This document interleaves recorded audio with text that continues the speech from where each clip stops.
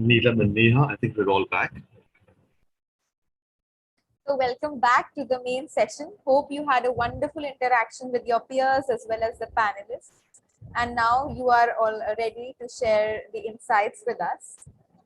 So now we'll have a representative from each group who will be given chance to share the experience and takeaways you've gathered within today's session, and specifically breakout rooms. Remember that our documenters are also jotting down each one of yours suggestions and your experience. And it will definitely be put forward for the UN and other agencies for them to compile.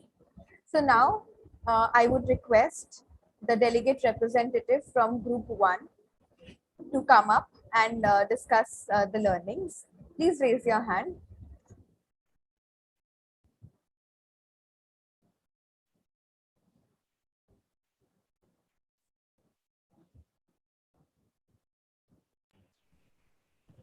So if you could have the representative from Toshi and Maria's group come up first and share. Neha, group 1 and 2 may not make sense to us. So, call out for the Kevin and so on. Okay, so now for the group, vulnerable groups and communities, we have Akshita NS to summarize the learnings from the breakout room. Akshita? Yes, ma'am. Hi, everyone. I'm Akshita NS.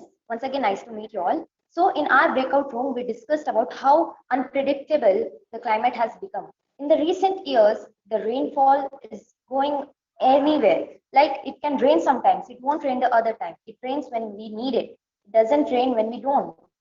But at the same time, the vulnerable communities.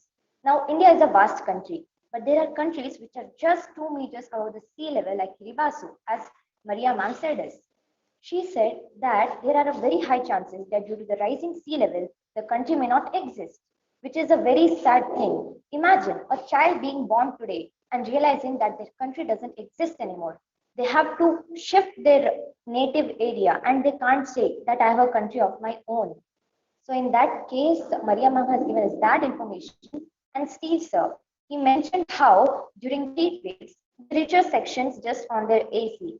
But while the poorer communities who don't have the facilities just go to the small huts and live there, even though they don't contribute much to the global warming, they are also being faced by it very badly. So that makes us reasons for their sufferings because we are the ones who are spoiling the environment.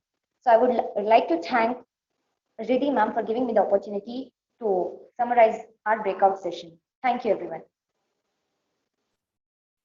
Thank you. And from Holistic Development Group, we have Sharina.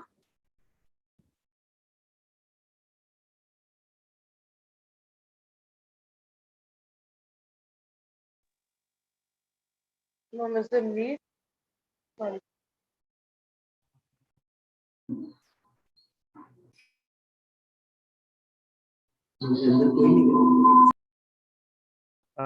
Sharina Fatima, who is representing El Salvador.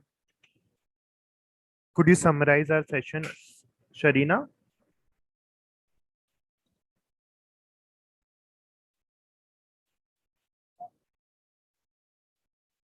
Anushka, you can go ahead if you want to. All right. So first off, we had holistic development as a topic, and we had with us Miss Anita, and we talked about how the realization about how the environment and the pace at which the environment around us is deteriorating. The realization might be sudden, and in most cases it is sudden, However, the process to pursue the same and to actually work it out is very gradual. It's not a one-day thing, but it's something that we have to constantly strive for. Secondly, also we talked about how if we have to start early in life, and if we really have to make a change, how do we revert back to, especially we as Indians have a lot of traditional best practices, very old school little things and little changes here and there, very subtle moderations to our everyday lifestyle, which make a big change. And we think of it as one person is doing it, it's not going to change anything. But if we collectively and a lot of one persons do it, we definitely make considerable impact, and we can again revert back to our point that a holistic and a more sustainable way of living can be achieved. Thank you. Thank you, Anushka. You summarized it beautifully. Now, I would like to call a representative from Group 3, that is Participation, Jonathan's group.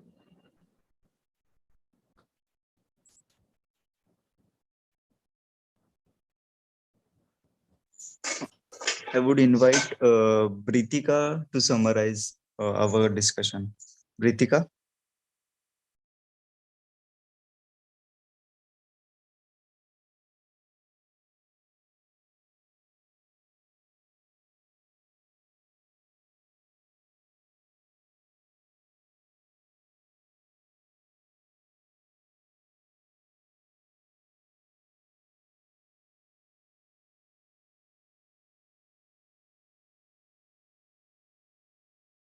Britika, please unmute yourself. You're on mute, so you can unmute yourself and then give the summary.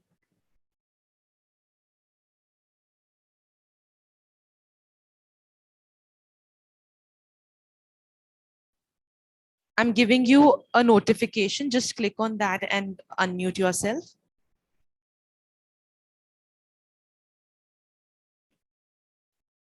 So there's a mic button. Did you get that?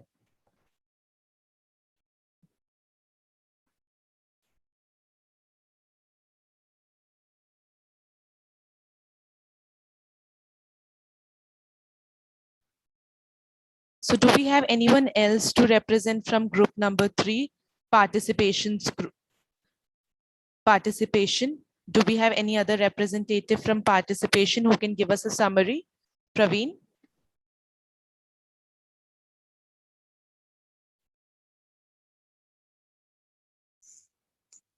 Yes. So Praveen, can you call up that Yes. person? Yes. Can I request Naisha to summarize? Naisha, are you here? Yes. So first we all introduced ourselves in the breakout room. Then a discussion was done with Mr. Gopal Roth and Sir Jonathan. And we all discussed that how in India government schools are not briefing children on the rights that they have been given and the rights that they should have. So we were suggested a few ways on how we can, you know, tell children who are not privileged with such knowledge that how can they stand up for their rights.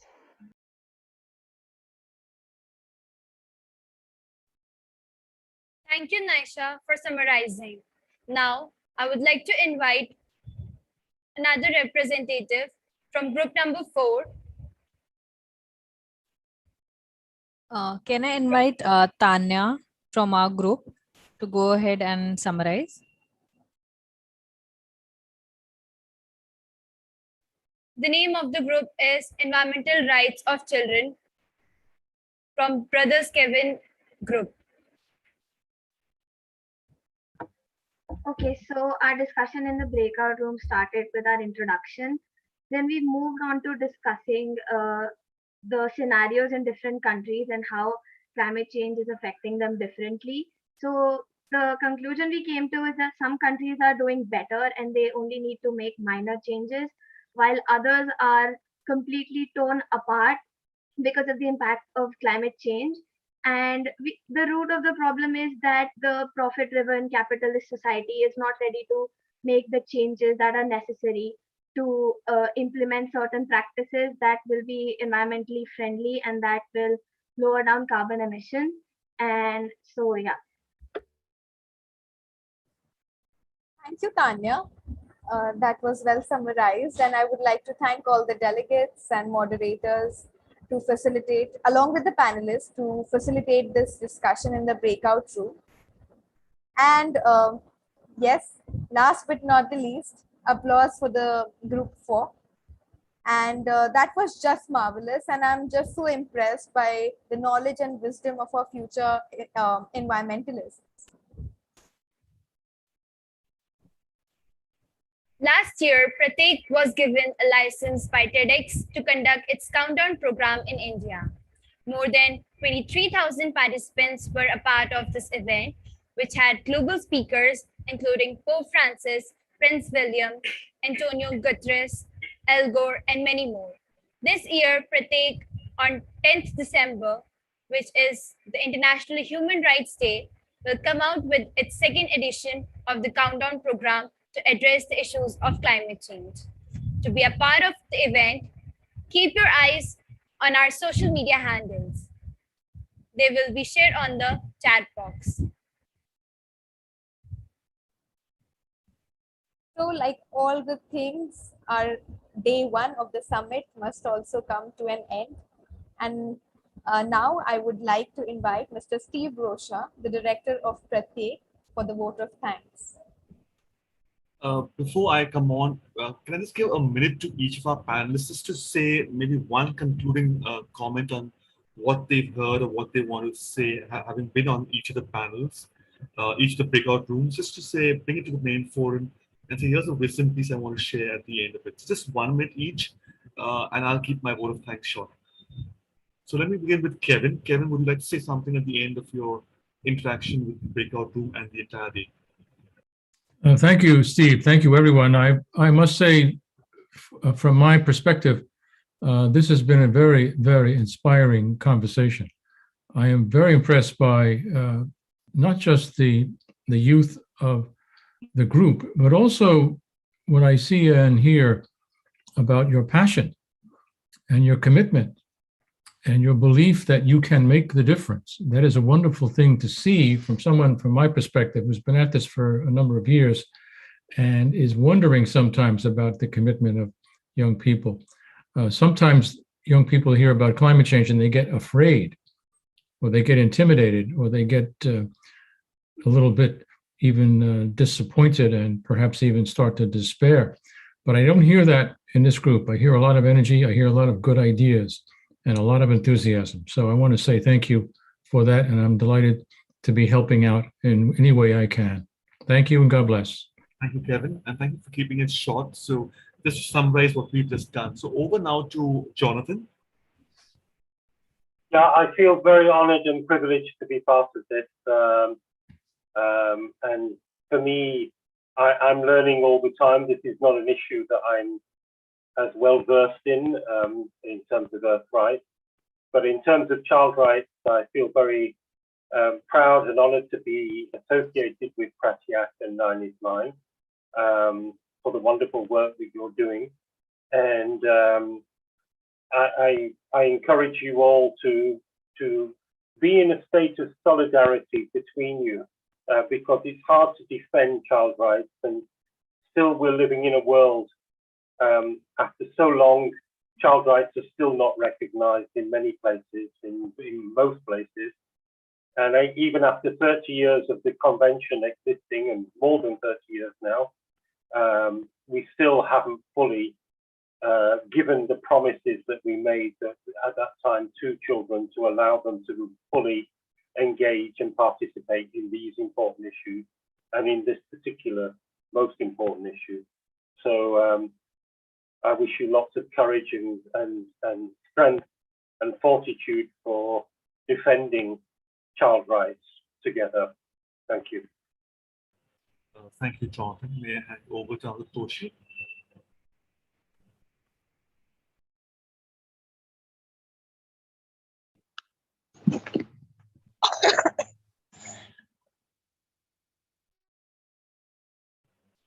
Yes, Toshi. Either your little closing remark, or Maria, if you want to join in with Toshi.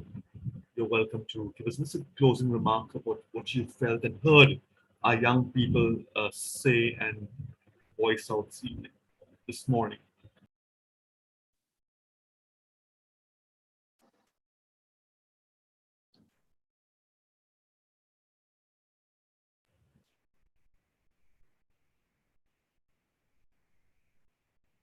Koshi, you were on unmute a while ago. Now you muted yourself again. So while you get your thoughts together, may I request Amita to come in and share her thoughts?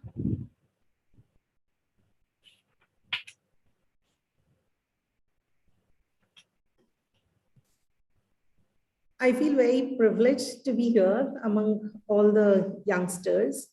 And I can only say one thing. I mean, look at the determination and the spark in their eyes. It feels that, the pandemic has not done much damage to us. And the curiosity and the enthusiasm which is there in the youth to move forward and make a change is there. One can see it's so visible looking into each one of eyes, that yes, we're there, I'm there, and I can make a change. So I would say that it's been a wonderful engagement, and please carry on like this. And your participation matters a lot. Your participation in the decision making matters a lot. Your voice, don't think that it's just my voice. Even a single voice matters a lot. So keep on and keep going on. Thank you. And certainly you didn't pick up any fear that you referred to earlier. There's no fear right now. There's lots of courage to change the world. And thanks for the reference, Anita. So Toshi, are you ready?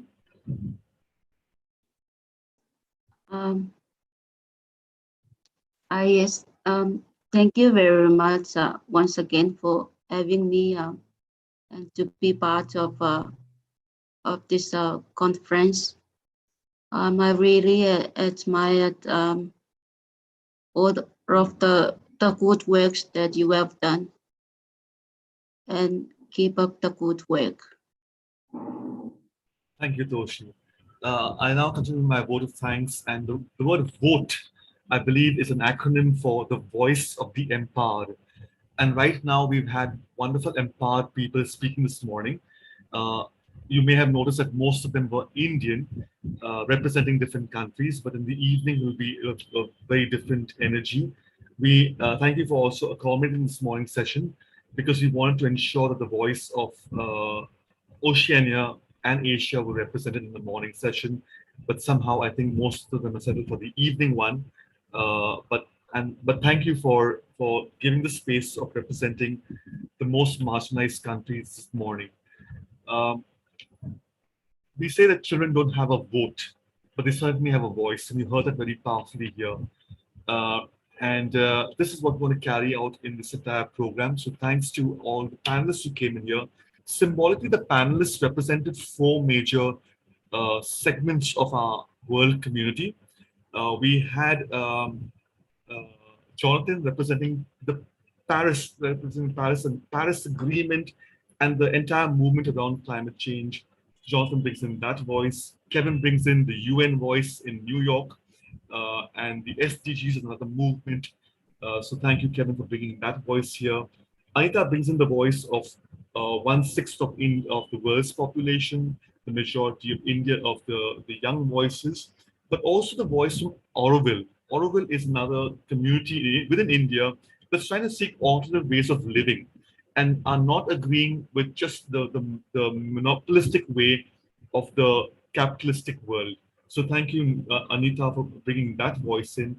And of course, the beautiful voice of Tosi, of the most vulnerable people of the world, who tomorrow would not have a nation, not have any other rights, only because climate change has had a major overhauling impact on them. So we do believe that Earth rights are child rights, Earth rights are human rights. Thank you to the panelists for spending your time here. Some of you have come in at very awkward times on your watches and your local timings, so we really appreciate that. Thanks to the Edmund Rice International for endorsing our movement and giving us, sharing their brand with us, and the impact of their voice at the UN, both in New York, that Kevin represents, and in Geneva, where the Human Rights Council lies. Thanks to the moderators and documenters. All of them actually were young people who are going to collate the voices of what they've heard in their breakout rooms and put into the report. Thanks also to Gurpreet while we're at it, who's going to do the main documentation at the end. Thanks to all the delegates for being here this morning and spending time with us here. Thanks to all the attendees, to the observers, the adults who've shared the space and supported the young people. Thanks to Aaron for interpreting for us and really representing the idea of inclusion here. While we may not have had any representative that needed sign interpretation, what we want to say is whether or not you're present right now, your voice matters, and we hope that more and more of people with disabilities come and join forums like this and have their voices heard. I think Jonathan alluded to this, the phrase, nothing about children without children. And that's the phrase that comes from the disability sector. Thank you, Aaron, for bringing that entire piece here. And I also would like to acknowledge a comment was made by one of the panelists or one of the attendees, I don't remember the name right now, saying, what about people with from the LGBTIAQ community? Do their voices matter? And we're saying yes, because what we're doing with listening to the voice of the earth is saying, we believe that voice is crying out. We're not hearing that voice. And so are communities like the LGBTI community, like the Adivasi and Toshis community in the Karibas Islands and everywhere. Adivasi meaning indigenous people. Their voices do matter. And if we listen to the art of listening to children and the most vulnerable, we may hit upon being able to listen to the earth that's crying out loud to us. So thank you for that interjection there. Thanks to Aksa for doing the Hindi translation. Thanks to the Pratik staff and in particular Sunil and Anisha who are leading the way here. Thanks lastly and most importantly to our two hosts, Neha and Neelam, that represent two sectors of the Indian voices, but really the combination of all does matter and would really help us address the way into the future. Thank you to all of you. We're looking forward to your presentations tomorrow on the most vulnerable communities and of children in the country assigned to you. And this is really going to take us towards our reporting and our formulation of our multiple reports that we're going to design through this consultation. But I'd like to underline at the end that this is not an event. This is not just a summit. We would hope that this evolves into a process that evolves into an Earth Parliament of young people from across the world coming together consistently and reflecting the voice and consulting with others and even designing the program as Jonathan underlined for us.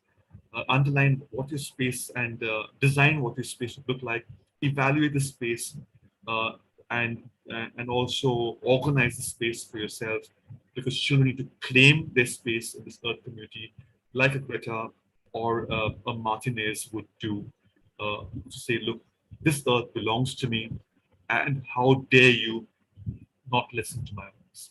Thank you, and looking forward to your participation this evening, tomorrow again, and on the final day. I hope Kevin, Jonathan, Toshi, and Anita will join us on the last day, and please bring in many more to listen to the voice of our present communities that are being affected most, being the children. Thank you.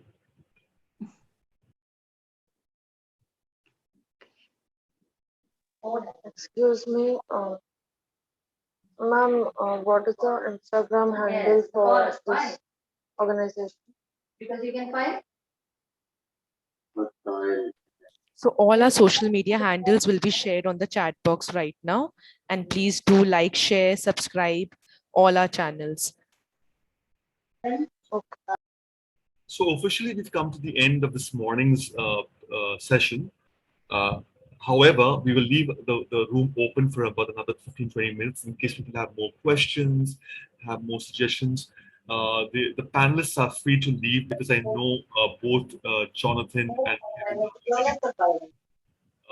time zones right now in relation to the time right now. So we really appreciate your presence here. But however, if you need to go back to to bed, please do so. If you want to stay and listen again to the voices of young people, their informal sharing, do so. Young people, if you need to go back to school online or on ground, please do so. But anyone who wants to stay back, we're open to listening to you and continuing a bit of the conversation this morning.